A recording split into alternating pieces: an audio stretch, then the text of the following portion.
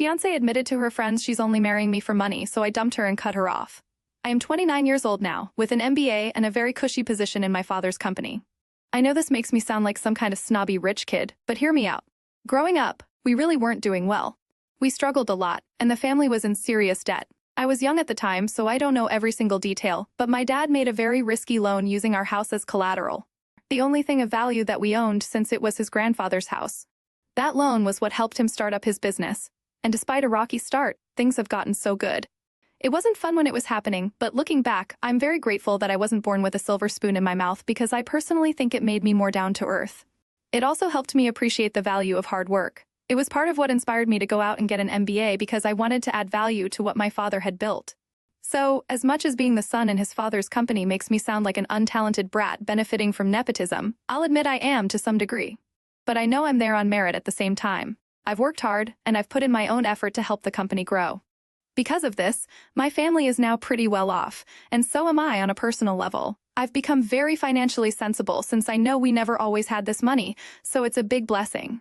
I've been very cautious when it comes to relationships, because I personally feel that you have to make a lot of effort to find people who aren't shallow. With my money, I think it's just a little bit tougher to know who is there for you and not your bank account. In my mid-20s, when things had really gone into full throttle, I dated a lot. I mean, a lot. Many of them didn't go past the first date. I'd probably say that I only went on a third date a handful of times. I could probably count the number on one hand.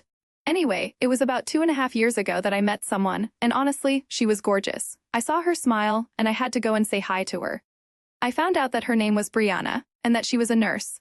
I think that made me find her even more attractive because it's a profession that I really respect. I asked her for her number right there, and that was how things between us started. I've always been very cautious in relationships. When I start one, it's with the aim of going the distance. I always try to see whether I can see my wife in someone before I even take things seriously. I think that's why I always try to make sure that my money is at most a quarter of the reason someone is with me.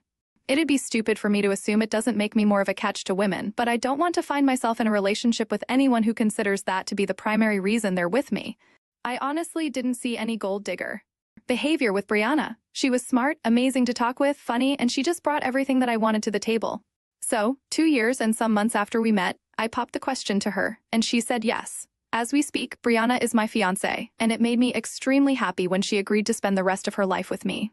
Now, I'm getting to the point of this whole thing, but before I get there, there was one major event that sort of soured me, and I think it's worth mentioning here. Obviously, she got to know more about the full extent of my family's finances when we got closer and closer. She knew my family wasn't poor and that we were doing well. So, a few months after the proposal, I brought up the idea of a prenup to her.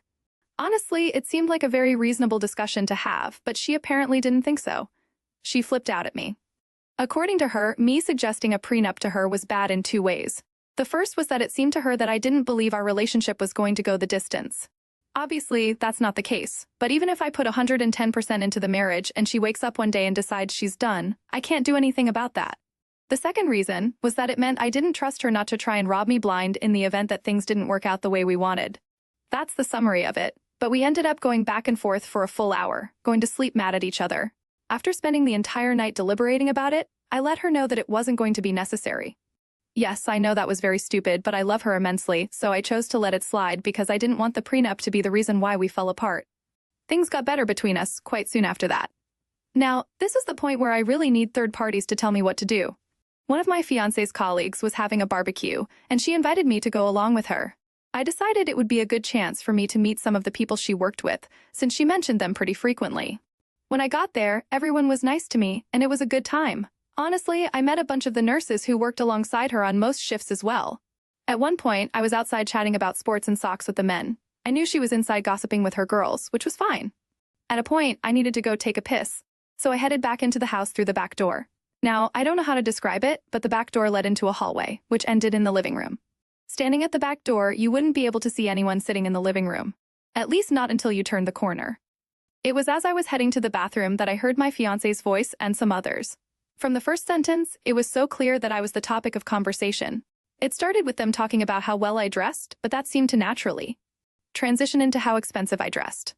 Then my money came up. The girls were talking about how lucky she was to get someone with money, a lot of chirping and giggling. And then I heard my fiancé say something that felt like a punch in the gut. He has a lot of money, and honestly, his money is the best part of him by far. That was followed by a lot of giggling and laughing. She even added, "He asked for a prenup." I said, "No, of course. I have to be able to cash out if things hit the rocks." Then there was a lot more laughing. At that point, I left and went back out of the house. I honestly didn't find myself needing to use the bathroom anymore. We went back home, and she noticed something was up with me, but I didn't tell her what it was until she went to bed. This happened a few days ago, and at this point, I don't know what to do. She's a great person, and I love her a lot. But I'm fighting a battle with myself trying to figure out whether I should let it pass as stupid female gossip that she was leaning a bit too far into, or whether this was worth canceling everything that we planned towards the wedding and kicking her out of the house. Honestly, I don't know what to do. My mind is telling me to end things because this was exactly what I never wanted, somebody who values my money way too much. A few days ago, she was the perfect woman to me, and I hate how quickly that all changed. My heart is telling me to talk to her about it, but honestly, I can't figure it out. I appreciate all and any advice. Edit. I'm seeing a lot of people saying that I should never have compromised on the prenup. I should have just ended things right there. A lot of you said it in unnecessarily harsh ways, but I've got thick skin. If I had another chance, I might not have done things differently, but I do agree that I would give someone else the same advice a lot of you are giving me here. I should have actually stood my ground on that because even if I do decide to stay with her, the comment I overheard makes me realize how important a prenup is with her. Edit. I'm inclined to agree with the comments saying that I should simply end things right now instead of taking the risk with somebody who has shown that my money is a primary interest of theirs. The only thing is, I feel like the best case scenario might be for me to talk over the prenup with her again. I know that would safeguard me but not necessarily make her less interested in my money. But isn't it natural that someone would appreciate someone who has a good amount of money? Edit. Okay, I've had a lot of sense talked into me. I'm still going to have the prenup discussion to see what she's going to say, but I'm ready to pull the trigger on ending things.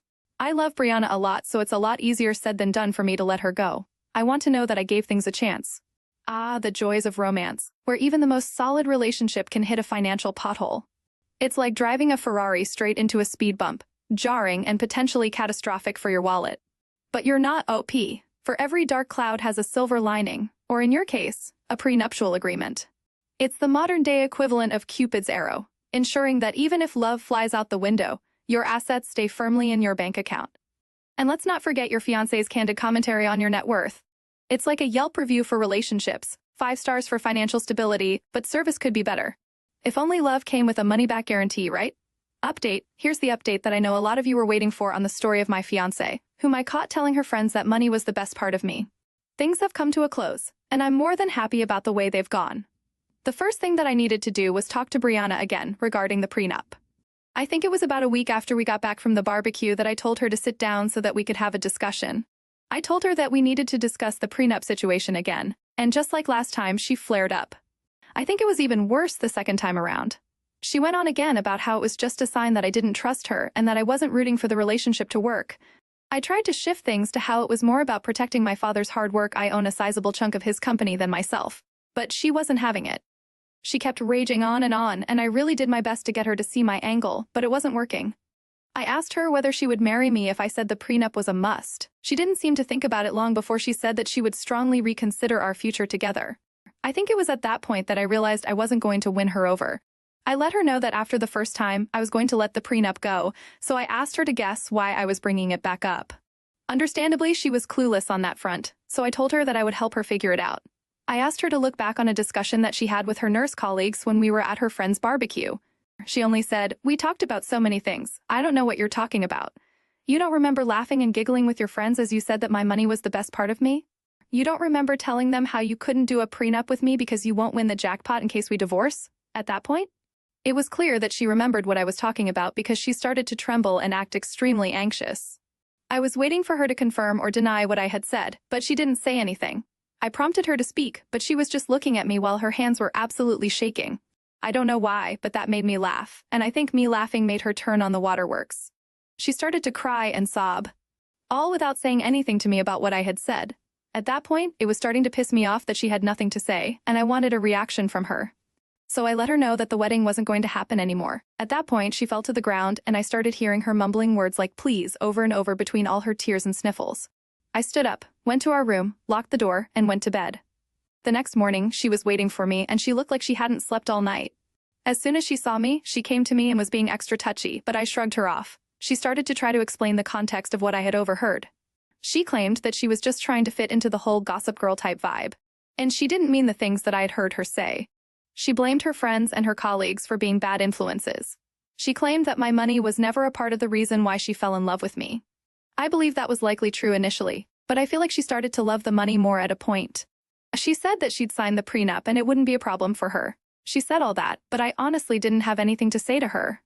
I took her hand in mine, looked her in the eye tenderly, and then slowly took the engagement ring off her finger. I paid way too much for that to end up in the hands of someone like her. That struck a nerve. She started to cry, but it quickly devolved into cursing me out. She said I was ugly. She said I had no charm. She said my penis was small. She called me gay. She said she had slept with a guy she met at a bar because she felt like it. I really don't know whether I believe that part or not, but it honestly doesn't matter at this point.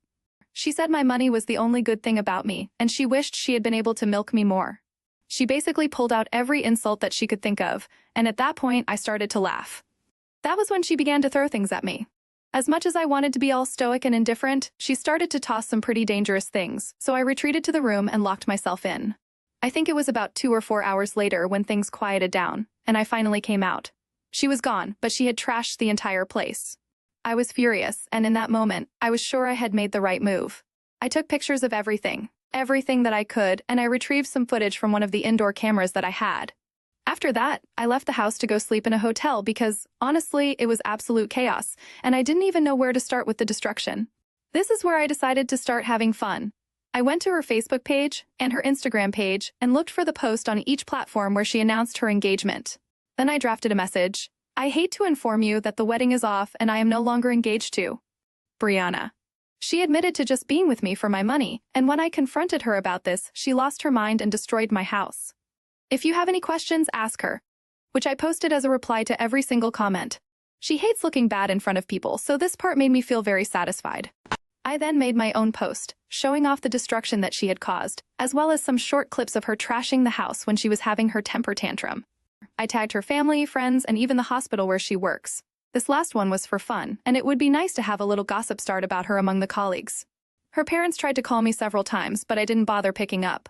Honestly, it sucks that I have to cut ties with them because they were lovely people, but it is what it is. She called me tens of times after I had done all of this, and the one time I picked up, it was a mix of her crying and threatening to come and kill me for ruining her life. I really don't think anything I did was permanent, so she was just being dramatic. She shouted about how I humiliated her with the short clips that I had posted. And people now call her Banna of Tarth behind her back because she was acting aggressively in the video.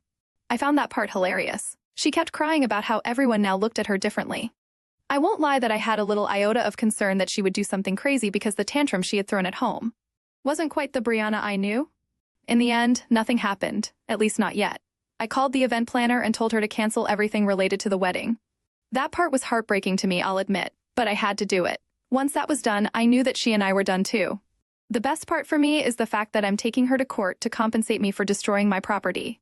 I asked her to pay up nicely, but she only called me some unsavory names, so I don't mind putting her through a little more stress just for the fun of it. She's going to have to pay for a lawyer, miss days off work, and hopefully, in the end, have to compensate me for everything that she destroyed. And trust me, it was a lot. As for now, this is still pending, but I have a recording of her being a bull in a china shop, and I've spoken to my lawyer, so there really isn't anything to worry about. She won't be slipping out of this one. There's still a little bit of hurt in my heart, considering that something that I really had my hopes on isn't going to work. But I'm glad I found out the way she saw me sooner rather than later. I prefer the pain now instead of a lot more pain much later. Anywho, a big thank you to all of you for helping me out, especially with my previous post. I'll be reading all of your comments here, so let me know what you think of how I got back at her. Brief update. Oh, and here's just a little update for anyone who might be reading this post at this point. I was awarded almost $10,000 for all the things that she destroyed in my apartment, including hotel fees because I wasn't able to sleep there, and professional cleaning fees because the entire place was a mess. The smile on my face was huge because there I was, taking money from her after our split. I guess she should have been the one with the prenup.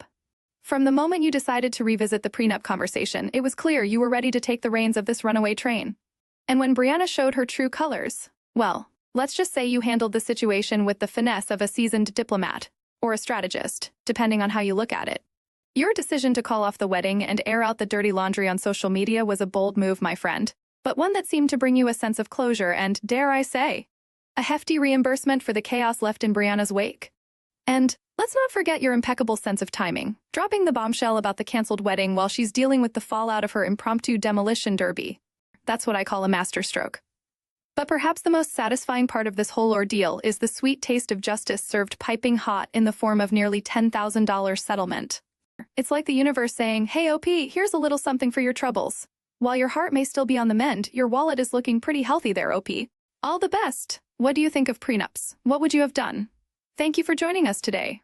Be sure to like and subscribe, and hit the notification bell so you don't miss out on our next video. See you next time.